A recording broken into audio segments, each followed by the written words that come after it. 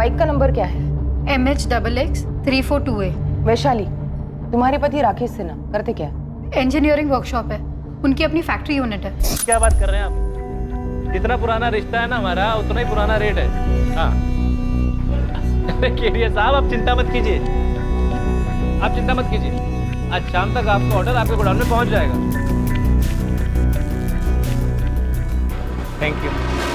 काला नंबर 12/330, चित्रे industrial estate, Vasai. जी।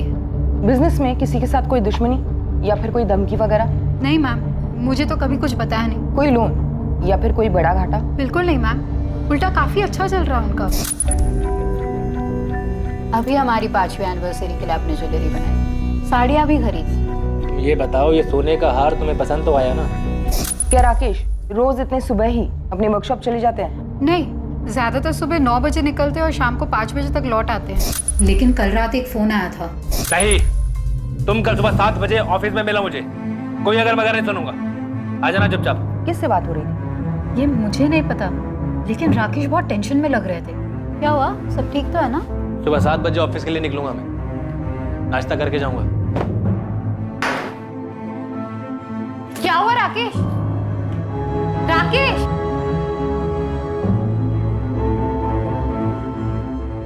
Hello Bobby, Rakesh कहाँ है? हेलो असलम भाई, राकेश है वहाँ?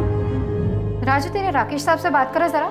शैलेश, राकेश का फोन ऑफ है क्या? सब कह रहे थे कि उस दिन राकेश वर्कशॉप आए ही नहीं। ऐसा पहले कभी नहीं हुआ मैम। देखिए, हमने ऐसे भी केसेस देखे जहाँ पर इंसान काम से बाहर चला जाता है, उसका फोन खराब हो जाता है या स्विच ऑफ हो जाता है। अभी तो सिर्फ 9 बजे, शायद देर रात तक लौट आए। हम अपनी तरफ से काम शुरू करें, कुछ खबर मिलती है आपको बता देंगे। Okay ma'am. सर, राकेश की CDR मंगवाई है और उसके बाइक के लिए लुकआउट जारी किया है। अपहरण? उसकी वाइफ कह रही थी सब अच्छा चल रहा है, ज्वेलरी पे ज्वेलरी खरीदी जा रही थी। और छोटे व्यापारियों का किडनैपिंग का सीजन भी चल रहा है इसको। अरे अरे कौन हो? अरे क्या चीज तुम्हें? कहाँ ले जा रहे हो मुझे? लेकिन सर, जनरली ऐसे केसेस में किडनैपिंग के तुरंत बाद फिरौती का कॉल आता है। शायद अब आ जाए। स्वाति, राकेश का लैंडलाइन नंबर टैप करो और उसके घर पे सर्वेलेंस लगा दो। सर। नंबर 2, हत्या। कोई पुरानी दुश्मनी या कोई पुराना प्यार?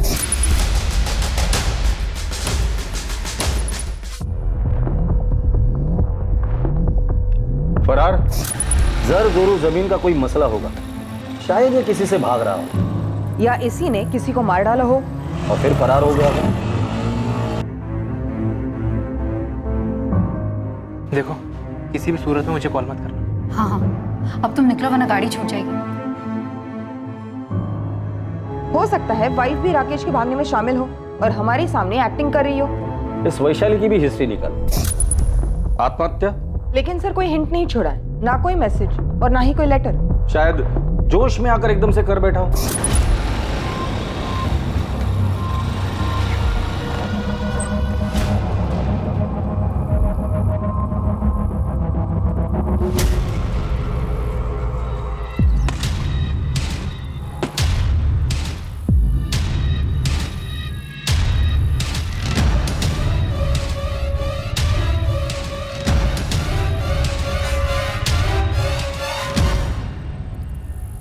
सर, मैं खबरियों से कहकर सारी पर्सनल डिटेल्स निकलवाती हूँ। ऑफिस में जाकर जितने भी लोग हैं सबसे बात करो और हर एक का स्टेटमेंट रिकॉर्ड करो। सर, जवान आदमी, बिजनेस अच्छा चल रहा है, खूबसूरत पत्नी, आत्महत्या का एंगल मुझे सबसे वीकेस्ट लगता है। स्वाति, कुछ पिंजरे ऐसे होते हैं जो दिखाई नहीं देते, सिर्फ उस पंछी को पता होता है कि उस पर क्या बीत रही है।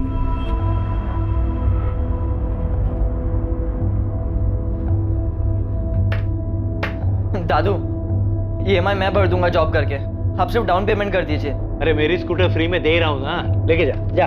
अरे दादू, 30 साल पुरानी स्कूटर है, वो भी आपने सेकेंड हैंड खरीदी थी। इससे तो मैं कॉलेज में क्या, इस टूटे फूटे घर के कमरे से दूसरे कमरे में ना लेके जाओ।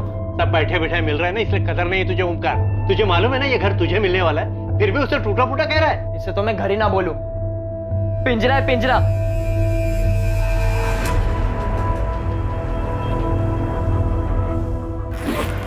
लेकिन सुमित, बिना नौकरी में मुंबई में क्या करोगे?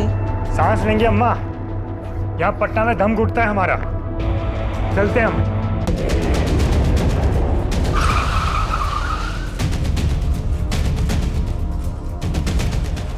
मैडम मैं राकेश सिन्हा का मैनेजर हूँ। मैम मेरा नाम बॉबी पिंटू है। ये राजू माने, शैलेश कोटियान और असलम दलवाई ये हमारे परमानेंट वर्कर्स हैं। बाकी कुछ कारीगर हैं जो डेली वेजेस पे काम करते हैं और ड्राइवर वगैरह तो कॉन्ट्रैक्ट पे हैं। आपका परमानेंट स्टाफ इतना ही है? नहीं मैम, हमारे अकाउंटेंट है वसंत प्रधान जी जो आज आए नहीं हैं। क्यों? उनका मैसेज आया था, उनकी तबीयत खराब है। और कल आप में से किसी ने भी आपके बॉस राकेश सिन्हा को नहीं देखा? नहीं मैम। ठीक है, अब सभी लोग अपना नाम, घर का पता और नंबर इस हवलदार साहब के पास लिखवाएंगे। बॉबी क्या कोई माजरा था? राकेश घर से टेंशन में निकला था। मैम घर का कुछ हो तो पता नहीं, बाकी बॉस को ऑफिस में कुछ कॉस्ट कंट्रोल को लेके परेशानी थी। 2-3 महीने से कुछ ओवर टाइम का इशू था। बाकी ये सब तो हर कारखाने में होता है। मैडम राजू मानू कुछ कह रहा है। हाँ बोलो। कल जब मैं काम पे आ रहा था ना तो हमारे अकाउंटेंट साहब दिखे थे मुझे। उनकी तबीयत तो बिल्कुल ठीक थी लेकिन बहुत ज़्यादा गुस्से में और परेशान लग रहे थे। और प्रधान साहब क्या हालचाल? ये ऑफिस जाने के बजाय यहाँ का बैठे हो आप? अरे बाहर में क्या ऑफिस? क्या हुआ? नौकरी छोड़ दी मैंने। अभी जो होगा वो देखा जाएगा। तो भाई प्रधान साहब ये एकदम अचानक से क्या हुआ? क्या बात है, क्या हुआ? एक बात सुन ले, दूसरों का खून चूसे बगैर कोई अमीर नहीं बन सकता, कोई नहीं बन सकता। ये बात तूने मुझे पहले क्यों नहीं बताई? सर मुझे लगा कि ऐसे टेंशन में बोला होगा और वैसे भी उन्हें बीपी की तकलीफ है। बॉबी, ये वसंत प्रधान रहते का है? कुछ पता चला मेरे पति का? अभी तक तो नहीं, लेकिन हम लोग यही पता करने में लगे हुए हैं। हम आपके लैंडलाइन की टेपिंग के लिए आए हैं। अगर किडनैपिंग हुई है तो फिरौती के लिए कॉल कभी भी आ सकता है। अंदर आ जाए हम लोग। जी जी आइए।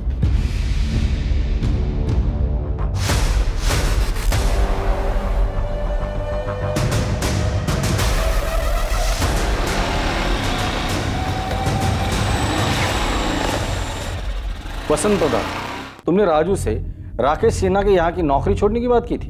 हाँ बोला था, राजू से बोला था और ये सच भी है। मैंने नौकरी छोड़ भी दी। कब और क्यों? परसों रात को मेरी तबीयत सच में डाउन थी, बीपी आई था, तो रात को राकेश सर का फोन आया था।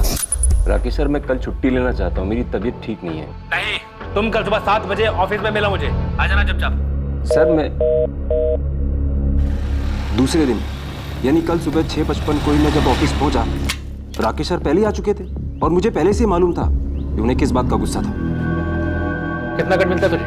क्या कह रहे हैं सर आप? और मोहम्मद, तुमने मुझसे इंक्रीमेंट मांगा था, मैंने कहा था दिवाली तक रुक जाओ बस, लेकिन नहीं, ऐसे पैसे कमाओगे तुम। कोई वर्कर आधा घंटा एक्स्ट्रा काम करता है तो उसकी आधी शिफ्ट का ओवर टाइम लगा दोगे। कितना कट मिलता है तुम्हें ओवर टाइम का आधा? अरे सर अगर मैं चोरी चपाटी घपलेबाजी करता ना तो आज आपके जैसा ऐसा फैक्ट्री का मालिक बन गया होता। मतलब क्या तेरा? मैं फ्रॉड करता हूँ? अरे खून चूसते हो तुम गरीबों का। अकाउंट संभालता है ना तुम, खुद ही अपना हिसाब क्लियर कर, कल से आने की जरूरत नहीं। आउट। हाँ ठीक है, जा रहा हूँ। वैसे भी मैं नहीं आने वाला था राकेश सिन्हा। आउट। अरे जा रहा हूँ। क्या किया राकेश के साथ? मैं राकेश के साथ क्या करूंगा? और उसके साथ कुछ हुआ नहीं है। साले ने मार्केट से बिजनेस के नाम पे पैसा उठाया होगा, खर्च दिया होगा कहीं, या कहीं लगा दिया होगा और अब फरार हो गया।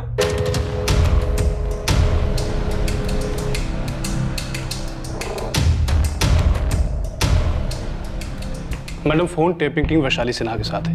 अभी तक फिरौती के लिए कोई कॉल नहीं आया। फोन पे नहीं, कोई खुद मांग लेकर जा सकता है। घर पे नजर रखो। सर, राकेश सिन्हा के फोन रिकॉर्ड्स। उसका फोन स्विच ऑफ हुआ था 7:30 बजे। लोकेशन? उसका ऑफिस। वो ऑफिस में था।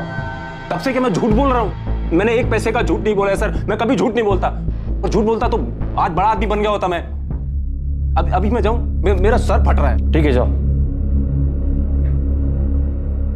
मैंने इस वसंत के पीछे एक आदमी लगाया है और इसकी सीडीआर मंगवाई। स्वाति, इस राकेश के बाकी 4 एम्प्लॉय राजू माने, शैलेश कोटियन, असलम दलवाई और मैनेजर बॉबी पिंटू, इन्होंने जो स्टेटमेंट दिया था वो वेरीफाई किया? जी सर, लेकिन शक करने लायक कुछ नहीं निकला। मैंने सबकी सीडीआर मंगवाई। अकाउंटेंट वसंत प्रधान को लगता है कि लेनदारों से बचने के लिए ये राकेश भाग गया होगा। सर ऐसा भी क्या लोन जिसके लिए वो अपनी फैक्ट्री, वाइफ, घर सब छोड़कर भाग जाएगा? लोन नहीं तो लव अफेयर होगा, और लव में वैसे भी लॉजिक की कोई गुंजाइश होती कहाँ है। प्यार में तो लोग भागते हैं, भगाते हैं, मरते हैं, मार देते हैं, फिर उसी को प्यार भी कहते हैं।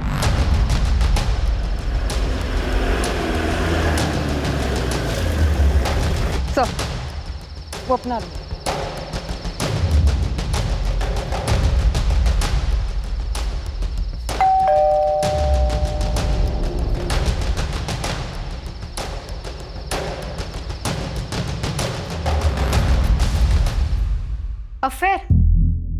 मेरे हस्बैंड का। तुम्हें कभी शक हुआ था? वो वैसे है ही नहीं, बस अपना काम और घर। इनफैक्ट हमारे रिश्ते में भी सब कुछ ठीक था। शादी को कितने साल हो गए? जी ये 6ठा साल है। आप मुंबई से ही हो? नहीं, हम असल में पटना से हैं। मुंबई कब आए? बस 1 ही साल हुआ है। पटना में क्या बिजनेस था? यही सेम बिजनेस था। तो फिर पटना क्यों छोड़ा? मैडम, राकेश हमेशा से मुंबई आना चाहते थे, उनके बड़े अरमान थे। वहाँ शादी से पहले राकेश की कोई गर्लफ्रेंड थी? मैंने कभी पूछा नहीं, उन्होंने कभी बताया नहीं, पर मैं ये दावे के साथ कह सकती हूँ कि ना उनका कोई अफेयर था और ना है। हो सकता है राकेश ने किसी को छोड़ा हो और उसने ये बदला लिया।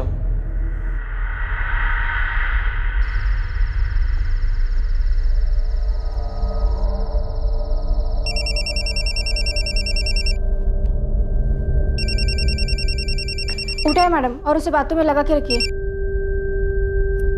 हेलो, सुमित बोल रहा हूँ। कौन सुमित? कौन हो आप और मेरे पति कहाँ हैं? Hello hello.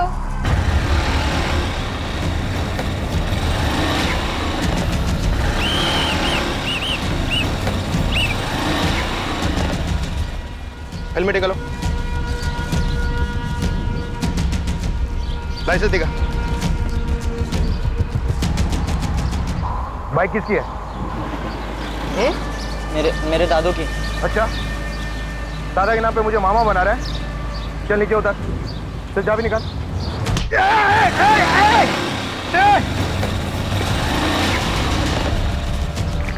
Control room, red alert वाली मोटर बाइक नंबर MS-XX-342 है, थाने गुरुजी रोड की तरफ गई है।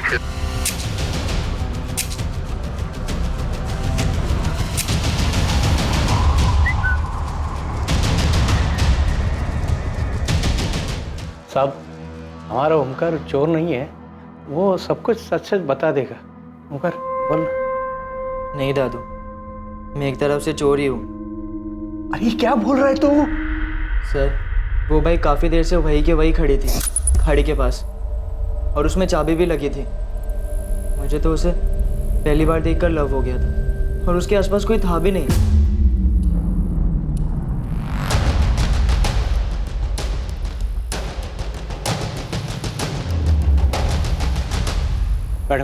मैडम, मेरे पोते को माफ कर दीजिए, मेरा और कोई सहारा नहीं है। एक्चुअली मैम, मैं 2-3 दिन चलाकर यही छोड़ने वाला था, वापस रख तो नहीं सकता था मैम। Ma'am please, sorry. तो फिर ली क्यों तूने? तू आगे जाके जॉब करके लोन पे बाइक ले सकता था। उसमें टाइम लगता है ना मैम, और मुझे खाई थी। सर को बोल के छोड़ दो ना ma'am, please. Sir, Swati, accountant Vasant का कहना है कि उसके सेठ राकेश ने मार्केट से पैसे उठाए होंगे। मुझे लगता है टेंशन में आके बाइक वहां खड़ी कर यहाँ से कूद गया हो। सर ड्राइवर्स को काम पे लगा देते। और पटना पुलिस फोन करके पता करो कि इस आदमी की माली हालत क्या थी। हो सकता है 1 साल पहले कर्जदार से बचने के लिए मुंबई शिफ्ट हुआ हो। जी सर, मैं आज ही बात करती हूँ पटना पुलिस से। सर, इस लड़के का क्या करें? माइनर है, सॉरी बोल रहे हैं। दादाजी का इसके अलावा और कोई नहीं है।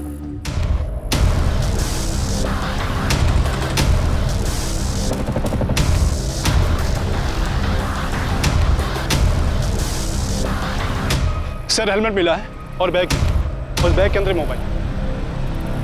सर लास्ट बैग होगी, हो सकता है किसी किनारे पर मिल जाए। मुंबई, पालघर और कोकण कोस्टल पुलिस को इन्फॉर्म करो और वैशाली सेना को बुलाकर इन चीजों की शिनाख्त करवा लो।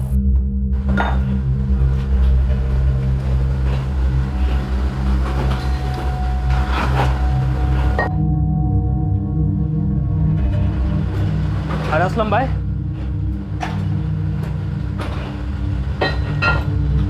क्या हुआ असलम भाई? आग हो गए? कुछ नहीं, कुछ नहीं। देखो बॉबी, राकेश की पत्नी मिसेस सिन्हा भी मेरे चेक पे साइन कर सकती है। ये है मेरा पूरा हिसाब और मुझे आज ही चेक चाहिए। सवाल ही नहीं उठता वसंत जी, इतनी खुदगर्जी भी ठीक नहीं। अरे राकेश साहब गायब हैं, इतनी टेंशन है और आप। अरे टेंशन को लिखो लेजर में और किधर समंदर में जाके फेंक दो, क्योंकि राकेश तो अब लौटने से रहा। क्या फालतू बातें कर रहे हो वसंत जी? अरे अच्छा नहीं बोल सकते तो कम से कम मनहूस बात तो मत करो।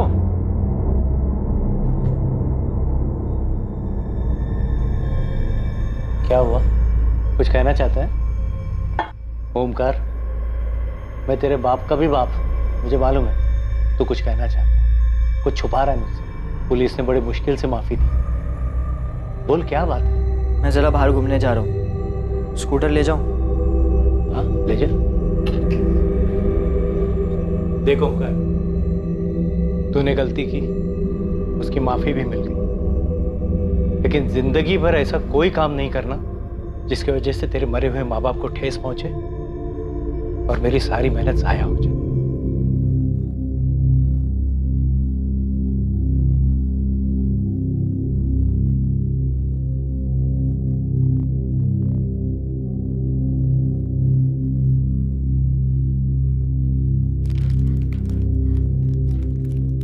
राकेश ने सुसाइड किया? कंफर्म नहीं है, पर इस वक्त इसी चीज की संभावना काफी है। पर क्यों? और उनकी बॉडी? देखिए, बॉडी आज कल परसों शायद हफ्ते भर में मिल भी जाएगी, लेकिन हमारे लिए ये जानना जरूरी है कि राकेश ने आत्महत्या क्यों की, ऐसी कौन सी मजबूरी थी, और आपको उसके लिए हमें कोऑपरेट करना पड़ेगा। क्या उन्होंने मार्केट से बहुत बड़ी रकम उठाई थी? ऐसा कुछ नहीं था सर, मैं आपको बता चुकी हूँ, सब सही चल रहा था और अब ये सब। आप श्योर हैं ये सब सामान आपके पति राकेश का ही है? जी मैम, मुझे विश्वास नहीं हो रहा कि मेरे पति सुसाइड कर सकते।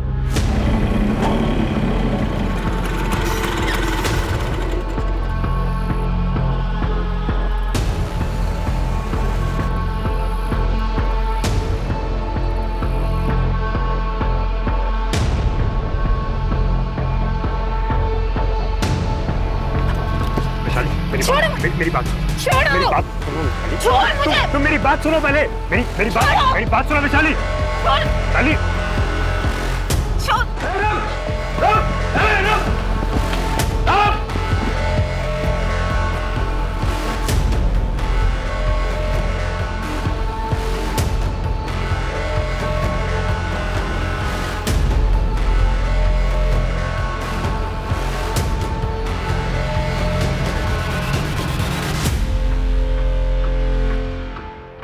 मैनेजर बॉबी, वर्कर्स राजू, शैलेश और असलम और अकाउंटेंट वसंत, सबके सीडीआर आ गए, स्कैन किए गए, लेकिन शक करने लायक कुछ नहीं निकला।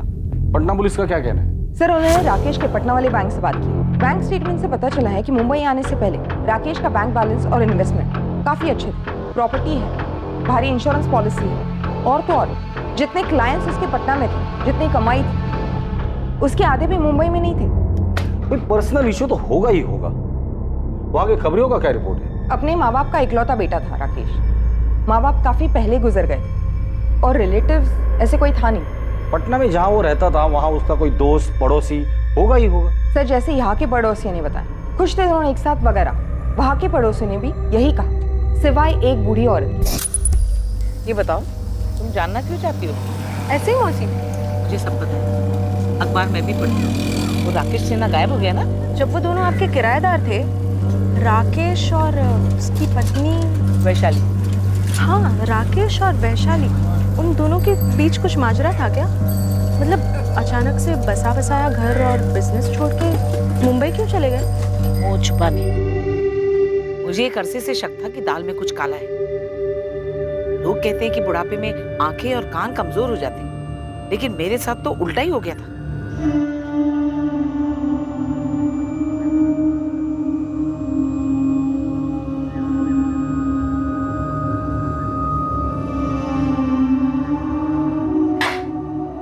नमस्ते काकी। जीते रहो बेटा। किराया देने आया था। आओ अंदर आओ। लीजिए काकी, गिन लीजिए। काकी, आपसे एक बात करनी थी मुझे। हमें भी तुमसे एक बात करनी है, लेकिन पहले तुम बोलो। खुद का मकान बनाना चाहता हूँ, सोचा एक बार आपसे पूछ लेता हूँ, क्या आप अपना मकान हमें बेचेंगी? बेटा, तुम मेरा मकान खरीदना चाहते हो, लेकिन तुम्हारा घर बिक चुका है। क्या? तुम्हारे घर में आग लगी हुई है, पहले जाके उसे बुझाओ। मैं जानती हूँ कि तुम्हें सब कुछ पता है, लेकिन तुम चुप हो। मैं भी सब कुछ जानती हूँ, लेकिन तुम्हारी भलाई के लिए मैं भी चुप हूँ। लेकिन जानते हो, जब ये सारी बात मोहल्ले में लोगों को पता चलेगी तो क्या होगा? उस लड़के का तो कुछ नहीं जाएगा, वो तो भाग जाएगा, लेकिन मुंह तुम्हारा काला होगा।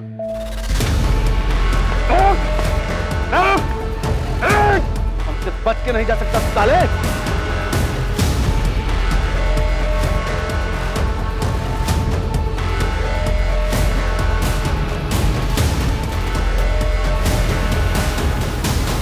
सर, मैंने नहीं मारा राकेश भाई को। कैसे मारा और लाश कहाँ ठिकाने लगा दी? अरे सर, मैं कह रहा हूँ मैंने नहीं मारा राकेश भाई को। ये तुम्हारे अकेले का काम तो हो नहीं सकता सुमित। किसने साथ दिया था तुम्हारा? फैक्ट्री से कोई था या पेशेवर हत्यारा था? सर मेरा यकीन कीजिए, मैं आपको कह रहा हूँ मैंने नहीं मारा राकेश भाई। मारा और क्यों मारा वो बताओ। हाँ अफेयर हुआ था सुमित के साथ। हुआ था या अभी भी चल रहा है? तुमने और सुमित ने मिलकर राकेश को ठिकाने लगा दिया? नहीं मैम, मैं तो सुमित को पूरी तरह से भुला चुकी थी।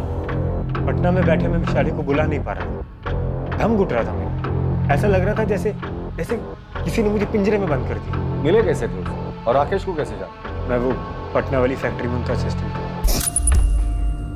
प्रणाम भाभी। तो भैया ने फाइल मंगाई है इनकम टैक्स पर। अंदर आओ। कोई मेहमान आ रहे हैं? सिर्फ तुम्हारे लिए बनाए हैं।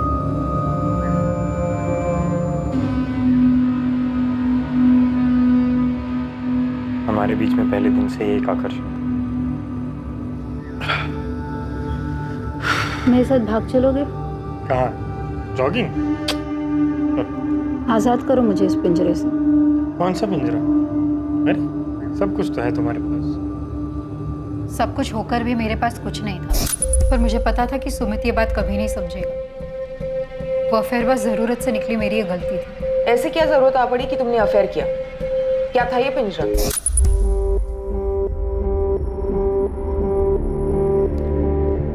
कम से कम मेरी तरफ देखो तो सही राकेश, ऐसे पीठ दिखाने से तो प्रॉब्लम हल नहीं होगी ना। कौन सी प्रॉब्लम है शाली? कौन सी प्रॉब्लम? यही कि मैं तुमसे दिल से प्यार करता हूँ, दिन रात हमारे भविष्य के लिए मेहनत करता रहता हूँ। विशाली ठीक है ना, बच्चा नहीं हो रहा है तो 1-2 साल में हो जाएगा। बात सिर्फ बच्चा होने ना होने की नहीं है, वो अलग मसला है। मसला है इस बेडरूम का, जो तुम्हारी और मेरी दोनों की खुशी के लिए बना है। 4 साल से कह रही हो राकेश, डॉक्टर के पास चलते बात करते हैं किसी से। विशाली तुम्हें क्या बात करनी है किसी डॉक्टर से?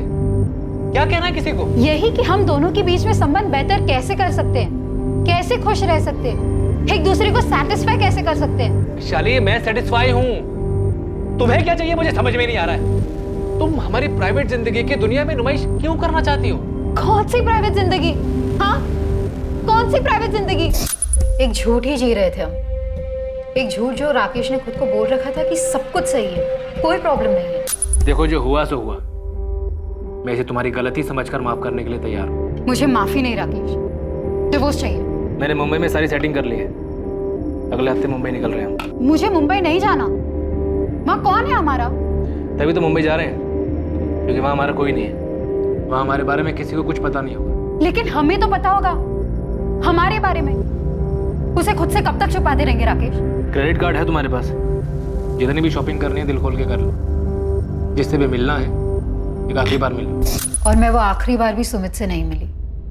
और अब राकेश गायब क्या हो गए, ये सुमित अचानक से पूरे 1 साल बाद यहाँ धमक गया है। वैशाली ने बोला था मुझसे कि राकेश भाई हमारे बारे में सब कुछ जानते हैं, लेकिन उन्होंने कभी सामने से मुझे कुछ नहीं पूछा और ना ही नौकरी से निकाला। मुझे थोड़ा बुरा भी लगता था। लेकिन अफेयर जारी रखा। मेरी तरफ से तो कभी खत्म ही नहीं हुआ था सर, लेकिन वैशाली ने उसके बाद मुझे कभी कांटेक्ट नहीं किया। उसके बावजूद तुम यहाँ मुंबई में आ गए और फिर दोनों ने मिलकर राकेश को मार डाला। नहीं सर, बिल्कुल नहीं। जब मैंने अखबार में पढ़ा कि राकेश भाई गायब हो गए हैं, शायद सुसाइड हुआ हो, मर्डर हुआ, मुझे लगा मुझे विशाली के साथ होना चाहिए, शायद फिर से हमारा रिश्ता जुड़ जाए। मैम ऐसा कुछ था ही नहीं हमारे बीच, बस 4-6 दफा फिजिकल संबंध हुए थे। मेरी गलती थी, मैंने डिवोर्स मांगा, राकेश ने दिया नहीं। मैंने समझौता कर लिया था अपने तकदीर के साथ, कबूल कर लिया था कि मुझे शायद इस जिंदगी में वो शारीरिक सुख नसीब नहीं होगा। वैशाली, क्या तुम्हें ऐसा लगता है कि तुम्हारे सुमित वाले अफेयर की वजह से राकेश को अपनी कमियों का ज्यादा एहसास हुआ और उसने आत्महत्या कर ली हो? अगर ऐसा होता तो वो कभी तो जताते, कुछ तो बोलते, पर ऐसा कभी नहीं हुआ और वो आत्महत्या करने वाले आदमी नहीं है। तो फिर सुमित ने राकेश का कत्ल कर दिया? माना मैं उसके लिए यहाँ चला आया, उसे कभी बुला नहीं पाया, लेकिन मैं इतना गया गुजरा इंसान भी नहीं हूँ कि किसी का कत्ल करने का सोचूं। सर, राकेश भाई के गायब होने में मेरा कोई हाथ नहीं है। तुम्हारा हाथ है या और हाथों ने तुम्हारा हाथ बटाया था, ये तो बहुत जल्द पता चल ही जाएगा सुमित।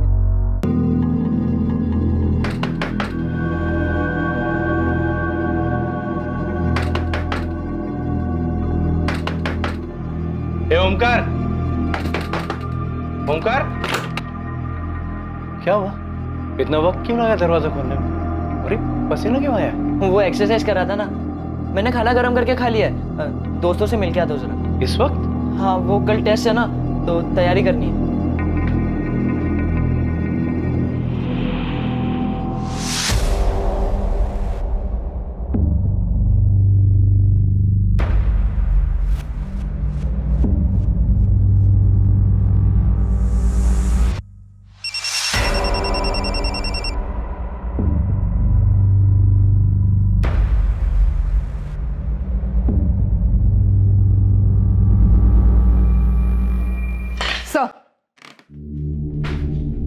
मैंने पटना पुलिस से कंफर्म किया, सुमित 4 अक्टूबर को पटना में ही था। एक्चुअली स्वाति, मुझे तुम्हारे लॉजिक में दम लगता है। भले इस राकेश ने सुमित और वैशाली के अफेयर को माफ करने की बात की हो, लेकिन ये राकेश अंदर ही अंदर घुट रहा होगा, अपने सेक्सुअल प्रॉब्लम को लेकर डिप्रेस हुआ हो और कूद गया हो।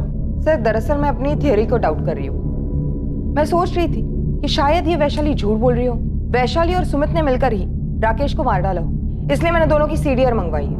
शायद ये सुमित ने पटना से ही कत्ल करवाया होगा। सर वो लड़का आया है, बाइक चोर ओमकार कदम। किसका नैपकिन है ये? मेरा है सर। इस पर खून किसका है और ये हमें क्यों दिखा रहे हो? वो मैंने आप लोग को बाइक के बारे में पूरी बात नहीं बताई थी, एक बात छुपाई थी।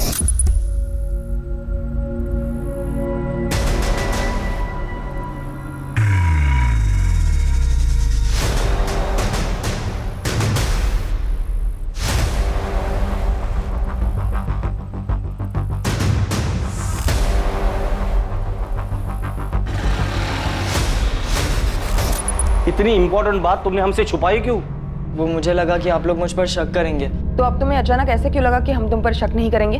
आप लोग ने मुझ पर भरोसा किया, मुझे जाने दिया, और दादू भी बोले कि मुझे आप लोग ने एक चांस दिया है, इसलिए मुझे लगा इससे आपकी हेल्प हो जाएगी। शायद उस आदमी ने सुसाइड नहीं किया, उसका मर्डर हुआ। हेलो, हाँ कामरे, तुरंत सर्च पार्टी भेजो। ओमकार तुम जरा बाहर बैठो। जी सर, राकेश का लोडर असलम दलवाई आज दिन भर से घर से नहीं निकला, और जब नजर रखने वाले बंदे दरवाजा तोड़कर अंदर गए तो घर पे कोई नहीं था और पीछे की खिड़की खुली थी।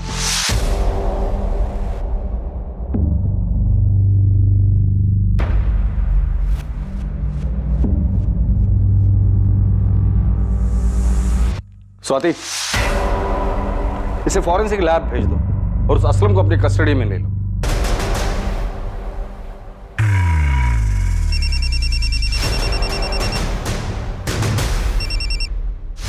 क्या है वसंत जी?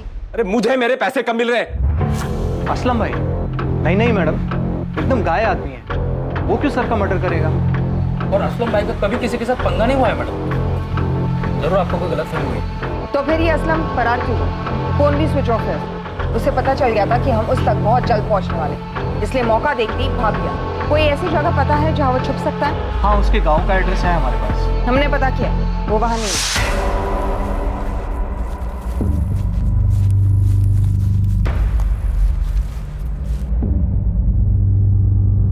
सर, सुमित और वैशाली के बीच पूरे 1 साल कोई कांटेक्ट नहीं रहा, सिवाय 3 दिन पहले जब सुमित ने वैशाली को कॉल करना शुरू किया, जो कि उसने कबूल किया।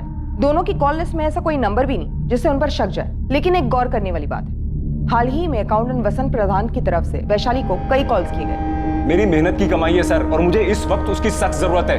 मैंने बॉबी को बोला था कि वैशाली ऑथराइज है मेरे चेक को साइन करने के लिए, लेकिन बॉबी ने बोला पहले राकेश को मिल जाने दो। अरे मेरे को मेरे पैसे की अभी जरूरत है, इसलिए मैं लगातार वैशाली को फोन कर रहा था। बोलिए क्या गुनाह किया मैंने? असलम, अब तू खुद बोलेगा या खातिरदारी करी थी? मैंने कुछ नहीं किया। मैंने तो छुप क्यों रहा था तू? मैं डर गया था, मुझे सच में नहीं पता कि सुबह कुछ ऐसा होने वाला था।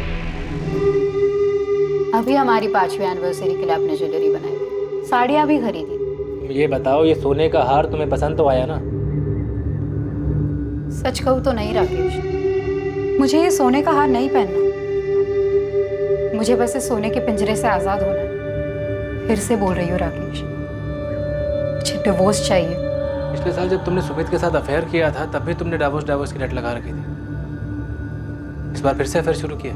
नहीं राकेश, मैं तो उसके कांटेक्ट में भी नहीं हूँ। मैं सुमित की बात नहीं कर रहा हूँ वैशाली, इस बार मैंने खुद अपनी आंखों से देखा।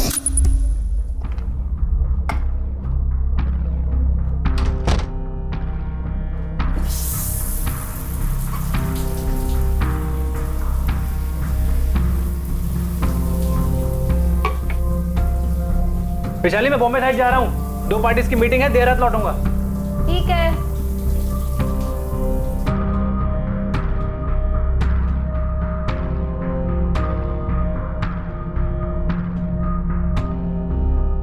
बुरी आदत जाती नहीं है ना तुम्हारी? जिसे तुम बुरी आदत कह रहे हो ना राकेश, वो हर इंसान की जरूरत है, पर तुम्हारी समझ के परे। सब समझते, पर तुम ये नहीं समझते हो कि आदमी बस एक खुशी नहीं दे पा रहा तुम्हें, बदले में हर तरह की खुशियां देता है तुम्हें।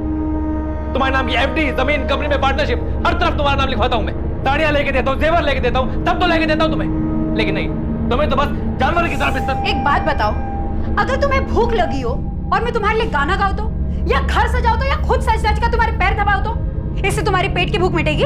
विशाली, दुनिया में से कई जोड़े हैं जो बिना एक दूसरे के साथ शारीरिक संबंध बनाए खुश रहते हैं। वो लाखों जोड़ों ने आके तुम्हें खुद बताया या तुम गए थे उनके बेडरूम्स में देखने? विशाली, मैं दूसरी बार भी तुम्हें माफ करने की। प्लीज प्लीज, माफी शब्द का इस्तेमाल भी मत करना तुम। और एक बात और सुन लो, ये जो बार बार तुम जेवर साड़ी की बातें करते हो ना, तो मुझे घिन आती है। इसलिए नहीं कि तुम इन सबसे मेरी बेडरूम की नाखुशी को खरीदना चाहते हो, बल्कि इसलिए क्योंकि ये अपने आप में भद्दे हैं, मेरी पसंद के नहीं है, जरा भी नहीं। तुम सब कुछ सिर्फ और सिर्फ अपनी पसंद से लाते हो। कभी मेरी पसंद नापसंद जानने की कोशिश की तुमने? बस अपने लोगों में अपना नाम रोशन करवाना चाहते हो। समाज में भले ही लोग तुम्हें किसी हीरो का खिताब देते होंगे, लेकिन मेरे लिए तुम सिर्फ एक जीरो हो।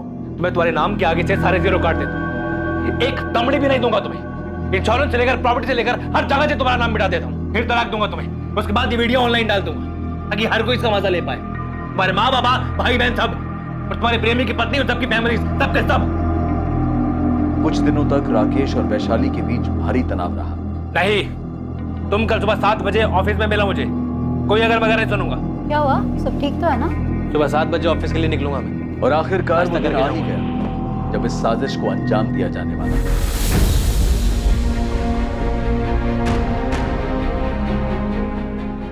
वो कल सुबह ऑफिस 7 बजे आने वाला है, इससे अच्छा दिन नहीं मिलेगा।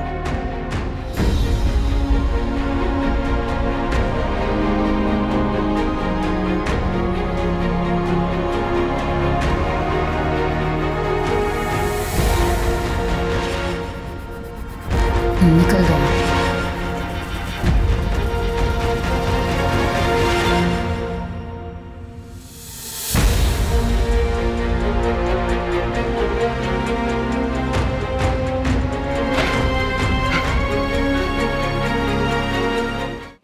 बोल। सर ऐसा मैंने पहले कभी कुछ नहीं किया। ऐसा कुछ मतलब मर्डर? नहीं सर, मतलब वो अफेयर सर मेरा फर्स्ट टाइम था सर। राकेश उस दिन एक नई डील के लिए शहर के बाहर गए थे, तो मुझे उन्होंने घर से एक फाइल मंगवाने के लिए कहा था। क्लाइंट का डील क्लोजर था, अर्जेंट था।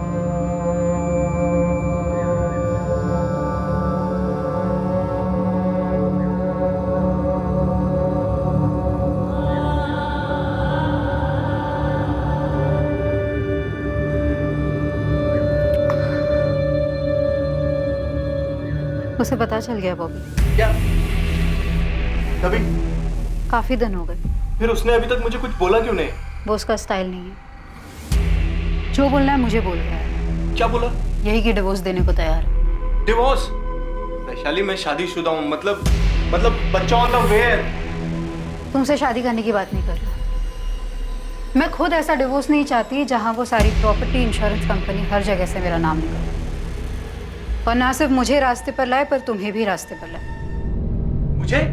उसने बेडरूम में कैमरा छुपाया था बॉबी, कह रहा है वायरल कर देगा। तुम्हारी शक्ल, मेरी शक्ल, सब कुछ काफी साफ नजर आ रहा है। अब कुछ नहीं, बस राकेश को मार डालना होगा। क्यों जोक कर रही हो वैशाली? सीरियसली बोलो ना, क्या करना है? मैं मेरी जिंदगी के बारे में कभी जोक नहीं करती बॉबी। हम उसे मार डालेंगे। कंपनी की 50% पार्टनरशिप तुम्हें दूंगी, और हमारी बेडरूम की पार्टनरशिप जारी रहेगी जब तक दोनों में से कोई बोर ना हो जाए। ये घर, पटना वाला घर, इंश्योरेंस का पैसा और बैंक में जो कुछ भी है सब कुछ तुम्हें मिलेगा ना? अब आए ना लाइन पर, सारे पैसों का 20% तुम्हें दूं।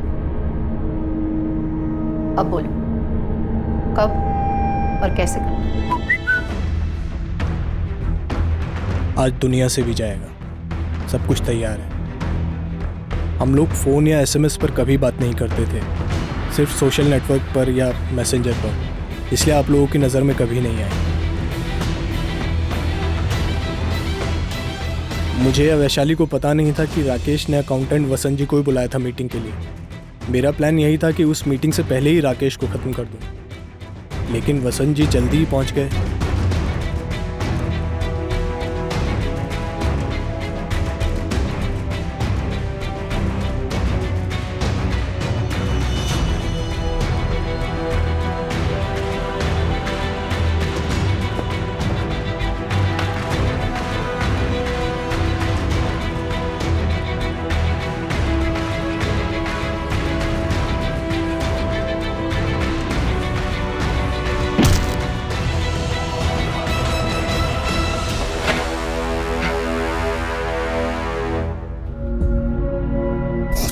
मुझे राकेश सर ने खुद एक रात पहले फोन किया था। किस बारे में? जी सर। असलम, कल 7:30 बजे आ जाना ऑफिस। जी सर। सर वो किस लिए सर? हमारा काम बढ़ाने का सोच रहा हूँ। पूरा गाला मैनेज कर सकोगे बतौर मैनेजर? जी सर, आराम से सर।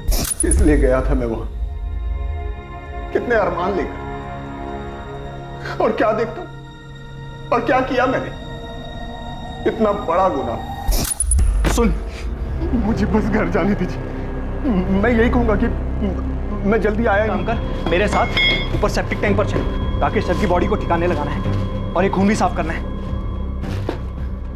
देख, ये कांड शांत होने तक किसी को कुछ नहीं पता, ठीक है? जैसे ये कांड शांत हो जाएगा ना, मैं तेरे को मैनेजर बनाऊंगा, पक्का।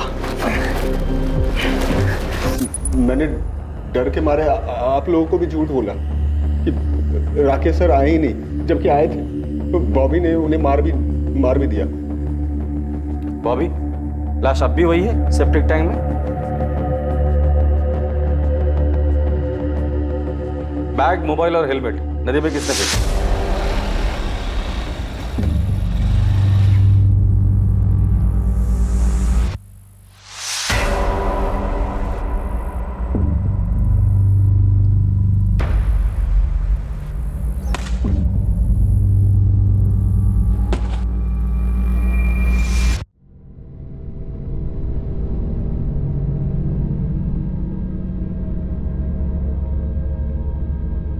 बॉबी पिंटो और वैशाली सिन्हा पर हत्या करने और असलम दलवाई पर हत्या में षड्यंत्र करने के आरोप लगे। उनके खिलाफ चार्जशीट फाइल हो चुकी। एक बंधन से मुक्त होने के लिए हत्या का सहारा लेने वाली वैशाली सिन्हा अब अपने जुर्म के पिंजरे में हमेशा के लिए कैद होकर रह गई। फोरेंसिक रिपोर्ट से प्रूव हो गया, ओमकार के नैपकिन पर मिले खून के ट्रेसेस वाकई में राकेश के ही थे। फोरेंसिक ये भी साबित कर पाई कि बाइक पर भी वही ट्रेसेस हैं और साथ ही बॉबी की उंगलियों के निशान भी मैच कर लिए गए।